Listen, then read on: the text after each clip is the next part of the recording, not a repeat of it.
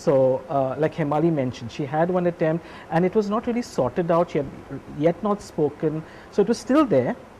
She had saved herself from one attempt, but she is definitely at a risk of another one if she doesn't sort out her issues, and that's what happens. So that is the highest risk factor, anyone with a previous suicide attempt.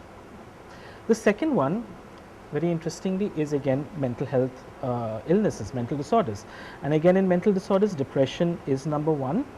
But yes, you can have the whole gamut of illnesses. You can have people with anxiety disorders, people who are OCD, who are always obsessed, always thinking, of the same thought again and again. They're not too happy with maybe with cleanliness, or they're not too happy. I mean, they have anxiety about orderliness or perfection, or they've got these recurrent thoughts. They could be at risk. Alcohol consumption. Okay, and in fact recently the World Health Organization has come out with the first world suicide report where they term alcohol is the third highest risk for suicide. And if you look at the statistics, 1 out of every 5 people who have ended their life has had a drinking problem.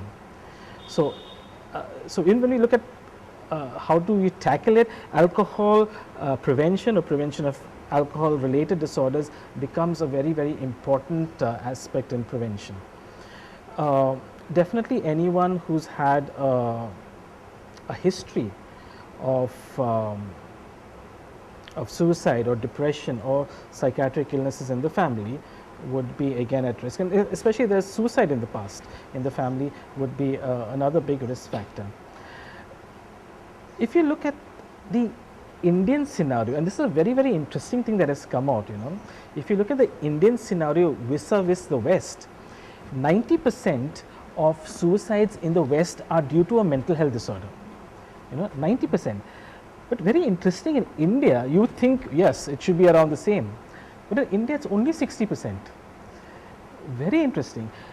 A large number of suicides in India is exactly what Hemali was going through. It's really not depression. She was not going through depression. It was just there was a lack of understanding in families.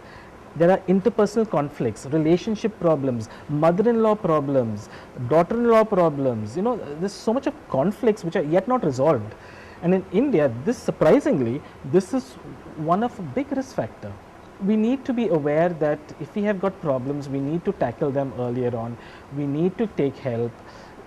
Even if you find the situation is beyond hope, it's just that you are thinking it's beyond hope. But if you go and talk to someone else, I think you sometimes another door might just open up.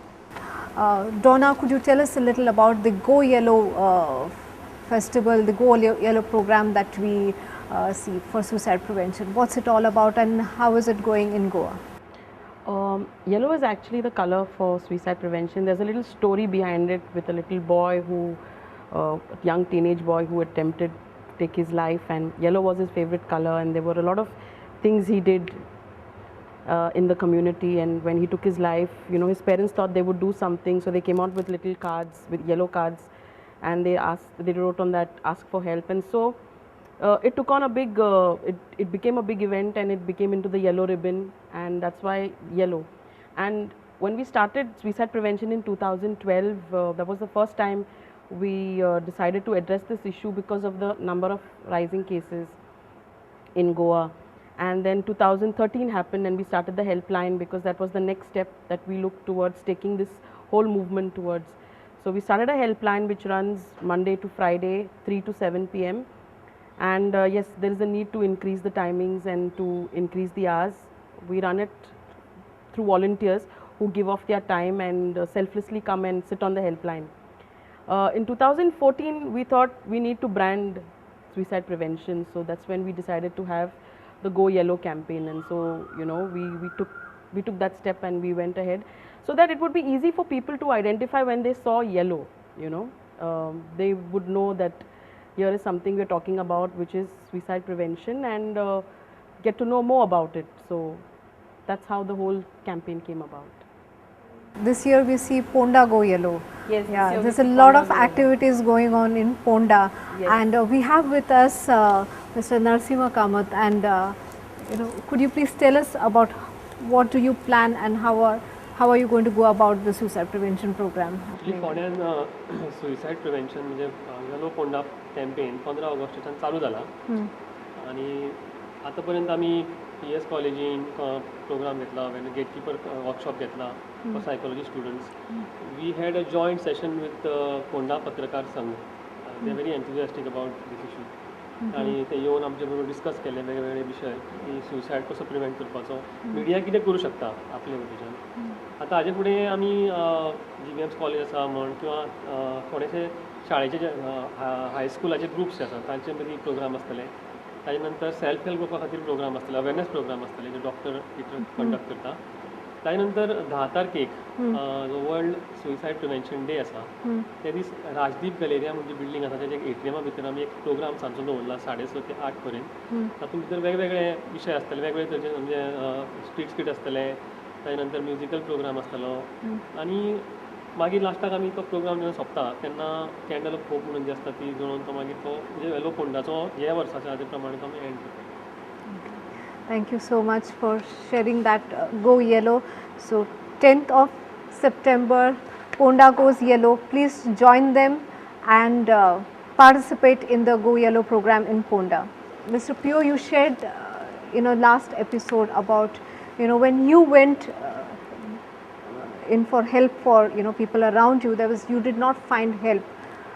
When this devastating incident happened in your life, when your wife died to suicide, what you went through at that time, you did not have anyone, you said. Yeah, actually I didn't go for help because I was not aware that she was in depression. पूण समाज आनी आमची फामील जेन्ना पिक्चरांत येता हांवें पळयलें थोडी आमची फॅमिली मेंबर्स आदाराक पावली, जे घरकांनी फोन करून खबर घेतालीं, जी भायल्या देशांत आसलीं म्हजी भावां भयणां, ताजी भाव भयणां फोन करून खबर घेतालीं. पूण थोडीं म्हजीच मनशां लागीं आसुनूय तांकां खबर घेवची अशी दिसूंक ना. सो अशें म्हाका दिसता की आमच्या फॅमिलींतूच ही जागृताय कमी पडल्या. जेन्ना आमच्या फॅमिलींत ही जागृताय कमी पडटा तेन्ना आमी समाजाक दोशी धरूंक शकना, कित्याक आमची फॅमिलीच पयलीं कमी पडटा जाल्यार. How did you cope with it after the incident happened? I actually, as I said in my first episode over here, I didn't get major support from the society because when it happened, I didn't see anybody coming to me, sitting with me, because I could have attempted again the same thing, but nobody took that seriousness that Pio could have done that again. So we need to sit with him, just to talk to him and to tell him, be cool, whatever happened, happened, take care of your children, be happy in your life. I didn't see a single guy coming to me and talking to me in these terms. The conclusion of this is the seriousness in the society is lacking. They are not serious about these matters, that one member was the victim of this problem. Again, there could be a victim in the family. We have to take care of him. And here it highlights the importance of not only prevention but postvention. Doctor, could you just give us... I would also like to know, like, how did your children cope up? How was it for your children? Your children must have been pretty small. Actually, I can't express in my words. I don't understand why my children are so strong. They were so attached to my wife, but they are so strong. They are stronger than me, actually. I don't know from where this message comes to the children, new generation. They are more stronger than me. They were giving me the comfort, and they were strong. They were strong. Yes, I think it's as Pio has mentioned, there is another big risk factor, that people who actually lose someone very close to suicide, they go through so many feelings of guilt, feelings of anger, why that person didn't tell me, you know. Anger can be directed to everyone, to society, to the doctors, within yourself to the person. There's so many feelings, and people are, you can't share this with anyone. There is no one you can share. You feel trapped, you feel all alone, and it's very, very important that a kind of a postvention support system is created, and that is what Cooj is presently trying to do. We've just started off in our infancy stage, where we are giving that support to people who have attempted suicide and families who have lost someone to suicide, to just give them that feeling that they are not alone, we are there to listen to you, and they can get support then from one another. So a postvention strategy support group is in the pipeline. We are working on it. Besides that, we have these gatekeeper workshops where we go to various schools, colleges, any group of people who are interested to learn about suicide prevention. We have these stress buster clubs programs where we teach life skills in schools and to younger people. But right now our problem is that we are doing all this on our own efforts and our own finances, and it's a bit tough. So we just hope that we get more support from everyone. I would like to thank all the panelists and the lovely audience out here for participating in this program and getting the maximum amount of information out here on this program for our audience. Thank you very much. Namaskar.